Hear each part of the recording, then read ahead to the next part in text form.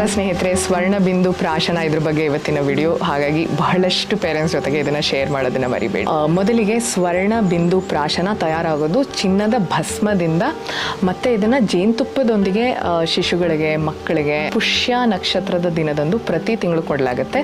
ಇದು ಮಕ್ಕಳಲ್ಲಿ ರೋಗ ನಿರೋಧಕ ಶಕ್ತಿ, ಬುದ್ಧಿ ಬೆಳವಣಿಗೆ, ಮೆಟಬಾಲಿಸಮ್ ಅಥವಾ ಡೈಜೆಷನ್ಗೆ ಬೆನಿಫಿಟ್ ಆಗುತ್ತೆ ಅಂತ ಹೇಳಲಾಗುತ್ತೆ. ಮಕ್ಕಳಿಗೆ ಕೊಡ್ಬೋದಾ ಕೊಡಬಾರ್ದಾ ಅನ್ನೋ ನಿರ್ಧಾರ ನಿಮಗೆ ಬಿಟ್ಟು ವಿವರಣೆನ ನಾನಿವತ್ತು ಕೊಡ್ತಾ ಇದ್ದೀನಿ. ಎಲ್ಲದಕ್ಕಿಂತ ಮುಂಚೆ ಸಾವಿರಾರು ವರ್ಷಗಳ ಹಿಂದಿನ ಆಯುರ್ವೇದಿಕ್ ರೆಸಿಪಿ ಇದು. ಆಗಿನ ಕಾಲದ ಜನರ ಊಟದ ಅಭ್ಯಾಸ, ಇದ್ದ ವಾತಾವರಣ, ಅವರ ಜೀವನ ಶೈಲಿಗೆ ಅನುಗುಣವಾಗಿ ಮಾಡಿದ್ದಂಥದ್ದು.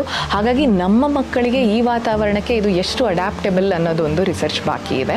ಮತ್ತು ಇದನ್ನು ಮಾಡೋದು ಸ್ವರ್ಣದಿಂದ, ಎಂಥ ಒಥೆಂಟಿಕ್ ಸೋರ್ಸಿಂದ ಇದು ನಿಮಗೆ ಸಿಗ್ತಾ ಇದೆ, ರೆಸಿಪಿ ಎಷ್ಟು ಕರೆಕ್ಟಾಗಿದೆ ಮತ್ತು ಡೋಸೇಜ್ ಎಷ್ಟು ಕರೆಕ್ಟಾಗಿ ಕೊಡ್ತಾ ಇದ್ದಾರೆ ಅನ್ನೋದನ್ನು ದಯವಿಟ್ಟು ಖಂಡಿತ ರಿಸರ್ಚ್ ಮಾಡಲೇಬೇಕು ನೀವು.